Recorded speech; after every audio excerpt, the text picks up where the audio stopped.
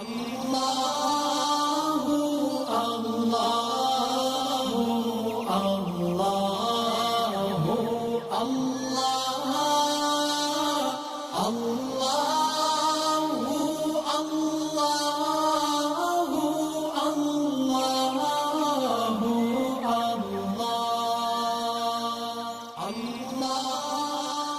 بالله من الشيطان الرجيم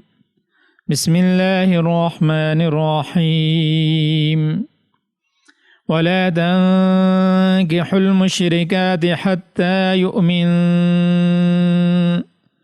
ولأمة مؤمنة خير من مشركة ولو أعجبتكم ولا تنكحوا المشركين حتى يؤمنوا ولعبد مؤمن خير من مشرك ولو أعجبكم أولئك يدعون إلى النار والله يدعو إلى الجنة والمغفرة بإذنه ويبين آياته للناس لعلهم يتذكرون۔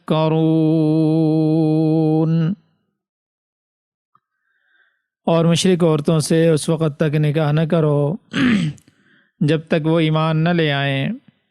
یقیناً ایک مومن باندی کسی بھی مشرک عورت سے بہتر ہے، خواہ وہ مشرک عورت تمہیں پسند آ رہی ہو۔ اور اپنی عورتوں کا نکاح مشرک مردوں سے نہ کراؤ جب تک وہ ایمان نہ لے آئیں، اور یقیناً ایک مومن غلام کسی بھی مشرک مرد سے بہتر ہے، خواہ وہ مشرک مرد تمہیں پسند آ رہا ہو۔ یہ سب دوزخ کی طرف بلاتے ہیں، جبکہ اللہ اپنے حکم سے جنت اور مغفرت کی طرف بلاتا ہے، اور اپنے احکام لوگوں کے سامنے صاف صاف بیان کرتا ہے تاکہ وہ نصیحت حاصل کریں۔ اس سے پچھلی آیات میں یتیموں کے ساتھ حسن سلوک کا بیان تھا، اور فرمایا کہ وہ کرو ان کے ساتھ جو ان کے حق میں بہتر ہو۔ اور اس آیت میں اللہ تبارک و تعالی نے نکاح کا مسئلہ بیان کیا ہے اور حکم دیا کہ وَلَا تَنكِحُوا الْمُشْرِكَاتِ حَتَّى يُؤْمِنَّ، مشرک عورتوں سے نکاح نہ کرو یہاں تک کہ وہ ایمان لے آئیں، کیونکہ نکاح جو ہے وہ محبت اور دل لگی کا معاملہ ہے۔ اللہ تبارک و تعالی نے میاں اور بیوی کے درمیان شفقت اور محبت کو پیدا فرمایا ہے، اگرچہ نفسانی تقاضے بھی پورے ہوتے ہیں، مگر اصل جو چیز اس میں ہے میاں بیوی کے درمیان جو تعلق میں ہے وہ الفت، محبت، پیار۔ جیسا کہ دوسری جگہ اللہ نے خود فرمایا وَجَعَلَ بَيْنَكُمْ مَوَدَّةً وَرَحْمَةً، اور ہم نے ان کے درمیان محبت، رحمت کے جذبے کو پیدا کیا ہے۔ لہٰذا اس پاکیزہ رشتے کو قائم کرنے کے لیے ضروری ہے کہ میاں بیوی کا عقیدہ بھی ایک ہو، وہ ہم خیال ہوں، ورنہ اس رشتے کا قائم رہنا ممکن نہیں۔ اس لیے فرمایا ہے کہ مشرک عورتوں سے نکاح نہ کرو۔ اور اس سے ایک اور بات بھی اگرچہ اس آیت کے ساتھ تو اس کا تعلق نہیں ہے لیکن ضمناً ذہن میں آ گئی کہ آج کل جو عام طور پر رشتے ناکام ہوتے ہیں اس کی بنیادی وجہ بھی یہی ہوتی ہے کہ چونکہ صرف عہدے کو دیکھ کر، مال و دولت کو دیکھ کر یا حسن کو دیکھ کر رشتے کیے جاتے ہیں، تو جس کی وجہ سے چونکہ ذہن نہیں ملتے، خیال نہیں ملتے، تو پھر وہ آپس میں نبھا نہیں سکتے۔ اسی وجہ سے رسول اللہ صلی اللہ علیہ وسلم نے فرمایا نا کہ رشتہ 4 وجہ سے کرو، اور پھر فرمایا کہ دین کو اس میں ترجیح دو۔ جو ایک چیز ان میں دین ہے، دین کی وجہ سے رشتہ کرو، تو فرمایا کہ دین کو ترجیح دو، کیونکہ جب دونوں کا ذہن دینی ہوگا، دونوں ہم خیال ہوں گے، ہم ذہن ہوں گے،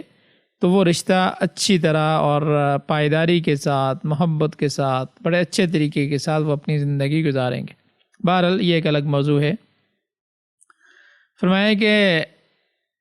مشرک عورتوں سے نکاح نہ کرو یہاں تک کہ وہ ایمان لے آئیں، اور پھر فرمایا کہ وَلَأَمَةٌ مُؤْمِنَةٌ خَيْرٌ مِّن مُشْرِكَةٍ،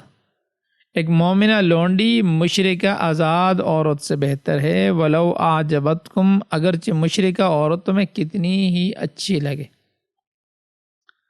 چونکہ معاشرے میں جب لونڈیاں ہوتی تھی، آج کل تو نہیں ہیں، تو لونڈی کی حیثیت آزاد عورت کی نسبت کم ہے۔ آزاد عورت کو جو مقام اور مرتبہ حاصل ہے وہ ایک باندی اور لونڈی کو نہیں ہے۔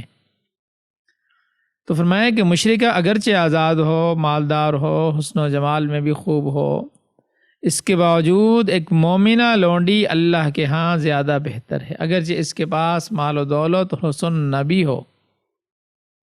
کیونکہ ظاہر ہے جب مشرکہ کا دین الگ ہوگا، عقیدہ غلط ہوگا، تو میاں بیوی کی راہیں جدا جدا ہوں گی، اور ان میں وہ محبت، وہ پیار، وہ دل لگی کا رشتہ قائم نہیں ہو سکے گا جو نکاح کی غرض و غایت ہے۔ اور پھر کل جب اولاد ہوگی تو اولاد کس طرف جائے گی؟ لہذا مومنوں کو منع فرما دیا کہ مشرکہ عورتوں سے نکاح نہ کرو۔ اور آگے مومنہ عورتوں کے لیے حکم دیا جا رہا ہے کہ وَلَا تُنْكِحُوا الْمُشْرِكِينَ حَتَّى يُؤْمِنُوا، ان کے نکاح مشرک مردوں سے نہ کرو یہاں تک کہ وہ ایمان لے آئیں۔ جس طرح مومن مردوں سے مشرکہ عورتوں کا نکاح جائز نہیں، اسی طرح مومن عورتوں کا مشرک مردوں سے نکاح درست نہیں۔ اور فرمایا وَلَعَبْدٌ خَيْرٌ مِّن مُّشْرِكٍ، ایک مومن غلام مشرک آزاد مرد سے بہتر ہے۔ وَلَوْ أَعْجَبَكُمْ، اگرچہ وہ تمہیں مشرک مرد پسند ہو، اچھا لگے،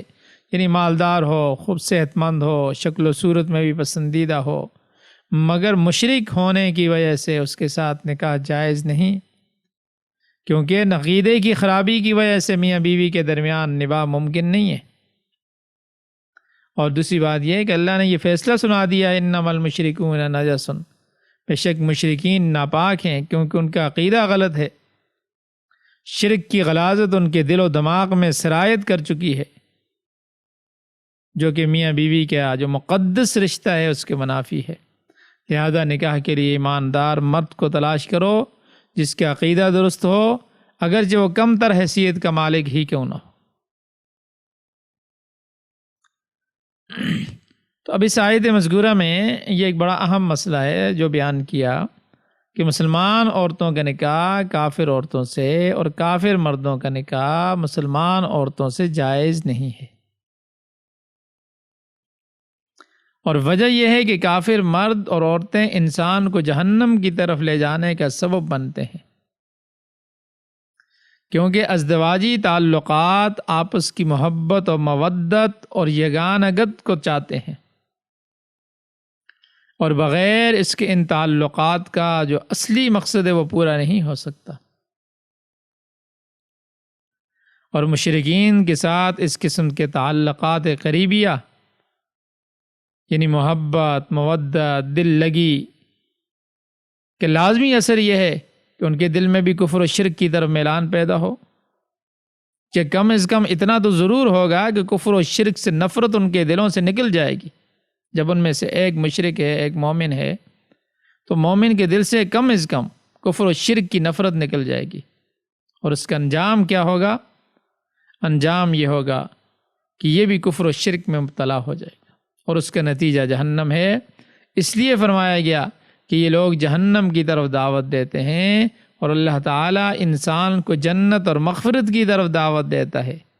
اور صاف صاف اپنے حکام بیان فرما دیتا ہے تاکہ لوگ نصیحت پر عمل کریں۔ احادیث سے بھی یہ بات معلوم ہوتی ہے، اور مفسرین نے بھی یہ بات لکھی ہے کہ پہلی امتوں میں مومن مرد اور مشرکہ عورت یا مومنہ عورت اور مشرک مرد کا نکاح جائز تھا۔ نکاح کے معاملے میں مسلم اور غیر مسلم کا کوئی فرق نہیں تھا، جیسا کہ حضرت نوح علیہ السلام اور حضرت لوط علیہ السلام کی بیویاں مشرکہ اور کافرہ تھی۔ خود قرآن نے گواہی دی ہے کانتا تحت عبدین، کہ وہ دو نیک بندوں کے نکاح میں تھی، مگر ان کا عقیدہ فاسد تھا۔ اب شریعت محمدیہ میں اللہ تبارک و تعالی نے حکم نازل فرما دیا کہ نہ مومن مرد مشرکہ عورت سے نکاح کرے اور نہ مومنہ عورت مشرک مرد کے نکاح میں آ جائے، یہاں تک کہ مشرکین ایمان لے آئیں، ایسی صورت میں نکاح جائز ہوگا۔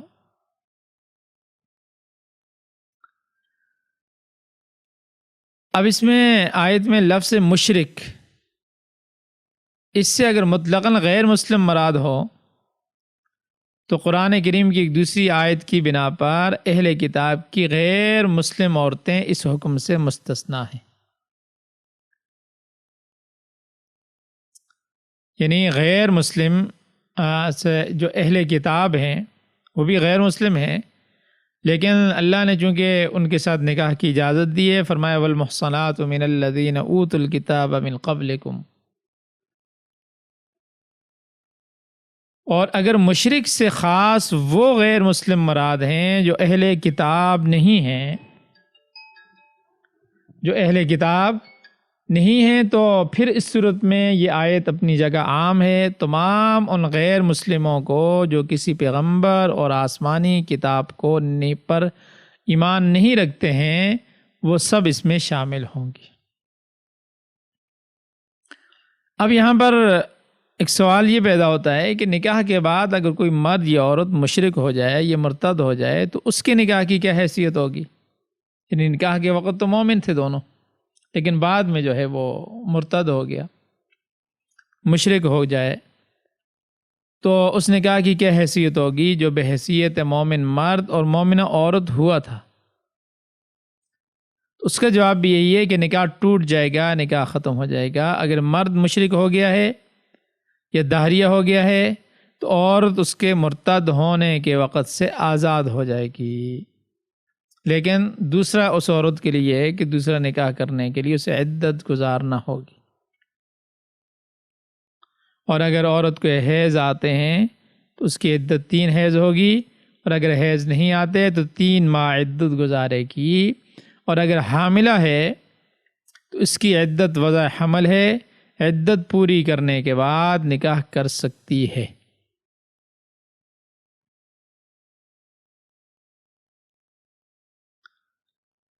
اور ایک دوسری بات یہاں پر یہ ہے کہ مسلم اور کافر کے درمیان ازدواجی تعلقات کو حرام قرار دینے کی جو وجہ قرآن کریم میں بیان فرمائی گئی ہے وہ یہ ہے کہ ان کے ساتھ ایسے تعلقات قریبیہ کفر و شرک میں مبتلا ہو جانے کا سبب بن سکتے ہیں۔ تو یہ بات تو بظاہر تمام غیر مسلم فرقوں میں برابر ہے، پھر اہل کتاب کی عورتوں کو مستثنیٰ کرنے کی کیا وجہ ہے؟ اس میں بھی تو یہ بات ہو سکتی ہے کہ وہ ان کی طرف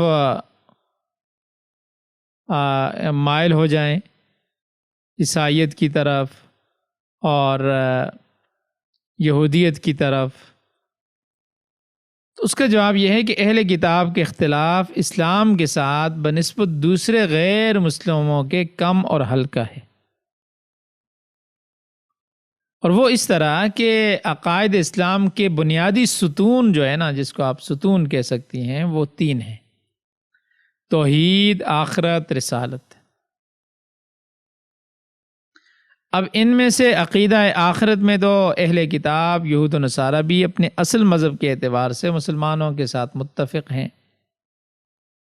اسی طرح اللہ تبارک و تعالیٰ کے ساتھ کسی کو شریک ٹھہرانا خود ان کے اصل مذہب میں بھی کفر ہے۔ یہ دوسری بات ہے کہ حضرت عیسیٰ علیہ السلام کی عظمت و محبت کے غلو میں شرک تک جا پہنچے۔ اب صرف اختلاف یہ رہ جاتا ہے مسلمانوں اور اہل کتاب میں کہ وہ حضرت صلی اللہ علیہ وسلم کو رسول نہیں مانتے، اور اسلام میں یہ عقیدہ بھی بنیادی عقیدہ ہے، اس کے بغیر کوئی انسان مومن نہیں ہو سکتا۔ تو بہرحال چونکہ دوسرے غیر مسلم فرقوں کی نسبت سے اہل کتاب کے اختلاف ہلکا اور کم ہے، اس لیے اس میں فساد کا خطرہ زیادہ نہیں ہے۔ اور اس میں ایک بات یہ بھی سمجھنے کی ہے کہ جب اہل کتاب کے اختلاف ہلکا قرار دے کر ان کی عورتوں سے نکاح مسلمان کا جائز ہوا، تو اس کے برعکس مسلمان عورتوں کا نکاح بھی غیر مسلم اہل کتاب سے جائز ہو جانا چاہیے تھا. یعنی کتابیہ یہودیہ عورت، عیسائی عورت تو مسلمان مرد سے نکاح کر سکتی ہے، یا آپ یہ کہہ سکتی ہیں مسلمان مرد تو ان سے نکاح کر سکتا ہے، لیکن کوئی مسلمان عورت کسی یہودی مرد سے یا کسی عیسائی مرد سے نکاح نہیں کر سکتی، اس کا نکاح نہیں ہوتا. اس کی وجہ یہ ہے کہ عورت کچھ فطرتاً کمزور ہے، ضعیف ہے، اور پھر شوہر اس پر حاکم اور نگران بنایا گیا ہے. اس کے عقائد و نظریات سے عورت کا متاثر ہو جانا بعید نہیں ہے. اس لیے اگر مسلمان عورت غیر مسلم کتابی یعنی یہودی یا عیسائی کے نکاح میں رہے تو اس کے عقائد خراب ہو جانے کا قوی اندیشہ ہے، بخلاف اس کے کہ غیر مسلم یہودی یا عیسائی عورت مسلمان کے نکاح میں رہے تو اس کے خیالات کا اثر شوہر پر پڑنا عام طور پر ایسا ہوتا نہیں ہے. اب یہ اور بات ہے کوئی اس کا شکار ہو جائے تو ایک الگ چیز ہے، یہ اس کا اپنا قصور ہے، لیکن عام طور پر ایسا ہوتا نہیں ہے. اسی طرح ازدواجی تعلقات میں جو کچھ اثر ہوتا ہے وہ طرفین پر برابر ہوتا ہے. اس لیے جیسے یہ اندیشہ ہے کہ مسلمان کے عقائد غیر مسلم سے متاثر ہو جائیں، اسی طرح یہ بھی تو احتمال ہے نا کہ معاملہ برعکس ہو، غیر مسلم کے عقائد مسلمان سے متاثر ہوں اور وہی اسلام قبول کرے. اس کا تقاضا تو یہ تھا کہ مسلم و غیر مسلم کے ازدواجی تعلقات کو، نکاح کو ممنوع نہ کیا جائے. لیکن کل کے سبق میں بھی یہ بات گزری تھی، اسی اصول کو یاد رکھیں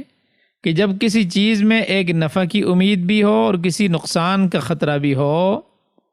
تو پھر ایک سمجھدار آدمی کا اور عقل سلیم کا تقاضا یہ ہے کہ نقصان سے بچنے کا اہتمام نفع کی فکر سے زیادہ ضروری ہے. اس لیے اس نفع کی امید کو نظر انداز کیا گیا کہ شاید وہ غیر مسلم متاثر ہو کر اسلام قبول کر لے. اہتمام اس کا کیا گیا کہ مسلمان متاثر ہو کر کفر میں مبتلا نہ ہو جائے. یعنی اس بات کا خیال رکھنا چاہیے، یعنی جہاں پر یہ اصول ہمیشہ ہر جگہ یاد رکھیں، جہاں پر کوئی کام کرنے سے فائدہ بھی ہو سکتا ہے، نقصان بھی ہو سکتا ہے، تو پھر اگر نقصان ہو سکتا ہے، نقصان کا بھی امکان ہے، تو اس کام سے اپنے آپ کو بچانا چاہیے. اور یہ بات بھی سمجھ لیں کہ اہل کتاب یہود و نصارہ کی عورتوں سے مسلمان مردوں کو نکاح کی اجازت کے بھی معنی یہ ہیں کہ اگر نکاح کر لیا جائے تو نکاح صحیح ہو جائے گا، لیکن یہ نکاح بھی پسندیدہ نہیں ہے. یہ نکاح بھی پسندیدہ نہیں ہے. رسول کریم صلی اللہ علیہ وسلم نے فرمایا کہ مسلمان کو اپنے نکاح کے لیے دیندار، صالح، نیک عورت تلاش کرنا چاہیے تاکہ خود اس کے لیے بھی دین میں مددگار ثابت ہو اور اس کی اولاد کو بھی دیندار ہونے کا موقع میسر آئے. کیونکہ اولاد کی تربیت کی بنیاد عورت کی گود ہوتی ہے. اولاد کا، بچے کا پہلا مدرسہ عورت کی گود ہوتی ہے. اور جب غیر دیندار عورت، یعنی جو عورت دیندار نہیں ہے، مسلمان ہے لیکن دیندار نہیں ہے، عورت سے نکاح پسند نہیں کیا گیا تو کسی غیر مسلم سے کیسے پسند کیا جا سکتا ہے؟ اسی وجہ سے حضرت فاروق اعظم رضی اللہ تعالیٰ عنہ کو جب خبر پہنچی کہ عراق و شام کے مسلمانوں میں کچھ ایسے نکاحوں کی کثرت ہونے لگی ہے، یعنی عام مسلمان جو ہے وہ یہود و نصارہ عورتوں سے نکاح کر رہے ہیں، تو آپ نے اپنے فرمان کے ذریعے ان کو اس سے روک دیا گیا اور اس پر بھی توجہ دلائی کہ یہ ازدواجی تعلقات دیانتاً بھی مسلم گھرانوں کے لیے خرابی کا سبب ہے، اس لیے اس سے بچا جائے. اور آج کے غیر مسلم اہل کتاب یہود و نصارہ اور ان کے سیاسی مکر و فریب اور سیاسی شادیاں اور مسلم گھرانوں میں داخل ہو کر ان کو اپنی طرف مائل کرنا اور ان کے راز حاصل کرنا، یہ تو آج کل تو اس پر کتابیں آ چکی ہیں باقاعدہ کہ کس طرح یہودی اور عیسائی عورتیں مسلم بادشاہوں میں کے ساتھ انہوں نے شادیاں کی اور کس طرح مسلمانوں کے راز اور مسلمانوں کو کیسے کیسے اس طرح نقصان پہنچایا گیا۔ یہ آج کل کوئی بھی جو زمانے پر نظر رکھتا ہے وہ اس سے ناواقف نہیں ہے۔ تو ایسا معلوم ہوتا ہے کہ حضرت فاروق اعظم رضی اللہ تعالیٰ کی دوربین نظر ان واقعات کو دیکھ رہی تھی، خصوصاً اس زمانہ کے یورپ کے اکثر وہ لوگ جو عیسائی یہودی کہلائے جاتے ہیں اس زمانے کے، اور مردم شماری کے لسٹوں میں ان کی قومیت اگرچہ عیسائی یہودی لکھی جاتی ہے، مگر ان کے حالات کی تحقیق کی جائے تو وہ ان میں بکثرت ایسے لوگ ملیں گے جن کو عیسائیت اور یہودیت سے کوئی تعلق نہیں ہے، وہ بالکل ملحد بے دین ہیں، نہ عیسیٰ علیہ السلام کو مانتے ہیں، نہ انجیل کو، نہ موسیٰ علیہ السلام پر ایمان ہے، نہ تورات پر، نہ اللہ تعالیٰ پر، نہ آخرت پر۔ تو یہ بات یاد رکھیں کہ یہ جو کہا ہے نا کہ ان کے ساتھ نکاح جائز ہے، اس کے لیے ضروری ہے کہ وہ یہودی واقعی میں یہودیہ عورت ہو،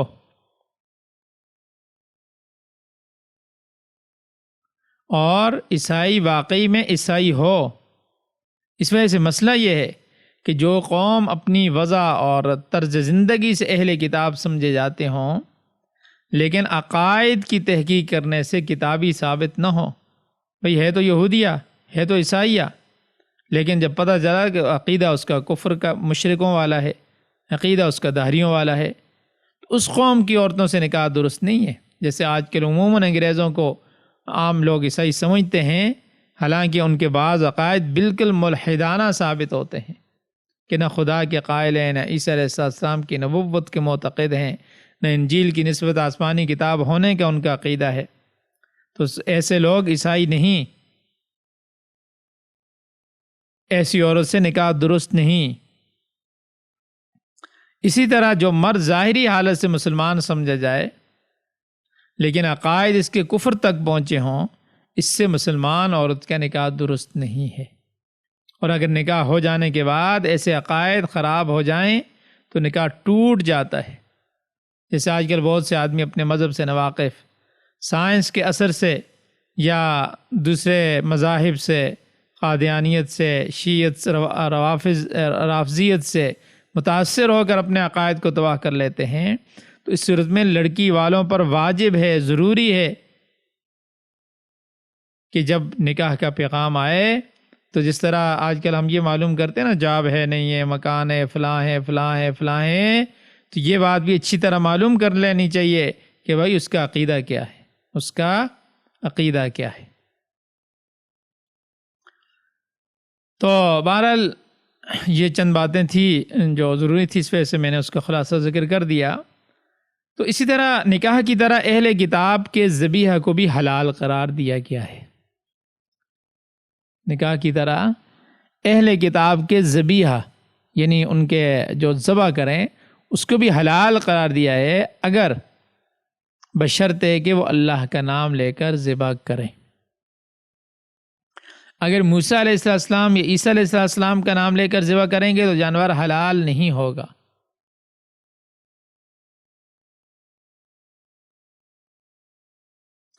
تو بہرحال اس آیت کا خلاصہ یہ ہوا کہ مسلمان مرد کا نکاح مشرک عورت سے درست نہیں جب تک کہ وہ مسلمان نہ ہو جائے، اور اس آزاد مشرکہ سے ایک لونڈی بہتر ہے، گویا ایک ادنا سے ادنا مسلمان اعلیٰ سے اعلیٰ مشرک سے بہتر ہے۔ حدیث شریف میں آتا ہے المؤمن القوی خیر، طاقتور مسلمان بہتر ہے، وفی کل خیر، اور پھر ہر ایک میں بہتری ہے۔ یعنی بہتر تو وہ ہے جو مضبوط، ہر اعتبار سے مضبوط ہو، وہ مومن بہتر ہے، لیکن مومن کوئی بھی ہو اس کے اندر بہتری، جو کافر اور مشرک میں وہ بہتری نہیں ہے۔ یعنی کمزور مسلمان طاقتور مشرک سے بہتر ہے، کیونکہ مشرکین سے یہ بات میں نے ابھی ذکر کر دی ہے کہ مشرکین سے جس قدر محبت کی جائے گی اسی قدر کفر و شرک کی نفرت میں کمی واقع ہو جائے گی، اور یہ چیز اصل دین کو ضائع کرنے کا سبب بن سکتی ہے۔ آج کل دیکھیں نا، چونکہ رواداری کے اور پتہ نہیں کیا کیا نام دے کر مشرکوں، کافروں، عیسائیوں، یہودیوں، ہندوؤں اور باطل مذاہب سے یہ سبق پڑھایا جاتا ہے، جس کے نتیجہ یہ ہوتا جا رہا ہے کہ نوجوان نسل سے کفر و شرک کی جو ایک نفرت ہونی چاہیے ایک دل کے اندر، اور ایمان سے ایک محبت ہونی چاہیے، وہ آہستہ آہستہ ختم ہوتی جا رہی ہے۔ تو بہرحال فرمایا کہ اولئک یدعون الی النار، کفار و مشرکین دوزخ کی طرف دعوت دیتے ہیں، یعنی ایسے کام کرتے ہیں جو دوزخ میں لے جانے کا سبب بنتے ہیں۔ اور واللہ یدعو الی الجنۃ والمغفرۃ بإذنہ، اور اللہ تعالیٰ اپنے حکم سے جنت اور مغفرت کی طرف دعوت دیتے ہیں، نیکی و توحید کی طرف بلاتے ہیں، اور اس طرف آ جاؤ اور شرکی افعال سے بچ جاؤ۔ وَيُبَيِّنُ آیاتہ للناس، اللہ تعالیٰ اپنے احکام لوگوں کے پاس کھول کر بیان کرتا ہے، لعلہم یتذکرون، تاکہ وہ نصیحت پکڑ لیں، راہ راست پر آ جائیں، سیدھے راستے پر آ جائیں اور دوزخ سے بچ جائیں۔ ترجمہ دیکھ لیں، وَلَا تَنكِحُوا الْمُشْرِكَاتِ حَتَّى يُؤْمِنْ، اور مشرک عورتوں سے نکاح نہ کرو یہاں تک کہ وہ ایمان لائیں۔ وَلَأَمَةٌ مُؤْمِنَةٌ خَيْرٌ مِّن مُّشْرِكَةٍ وَلَوْ أَعْجَبَتْكُمْ، اور البتہ مسلمان لونڈی کسی مشرک عورت سے بہتر ہے اگرچہ وہ تمہیں اچھی لگے۔ وَلَا تُنكِحُوا الْمُشْرِكِينَ حَتَّى يُؤْمِنُوا، اور مشرکوں سے نکاح نہ کرو یہاں تک کہ وہ ایمان لائیں۔ وَلَعَبْدٌ مُؤْمِنٌ خَيْرٌ مِّن مُّشْرِكٍ وَلَوْ أَعْجَبَكُمْ، اور البتہ مسلمان غلام بہتر ہے مشرک سے اگرچہ وہ تمہیں اچھا لگے۔ أُولَئِكَ يَدْعُونَ إِلَى النَّارِ وَاللَّهُ يَدْعُو إِلَى الْجَنَّةِ وَالْمَغْفِرَةِ بِإِذْنِهِ، وہی لوگ دوزخ کی طرف بلاتے ہیں اور اللہ بلاتا ہے اپنے حکم سے جنت اور بخشش کی طرف۔ وَيُبَيِّنُ آیَاتِهِ لِلنَّاسِ لَعَلَّهُمْ يَتَذَكَّرُونَ، اور لوگوں کے لیے اپنے احکام واضح کرتا ہے تاکہ وہ نصیحت پکڑیں۔ صدق اللہ العظیم۔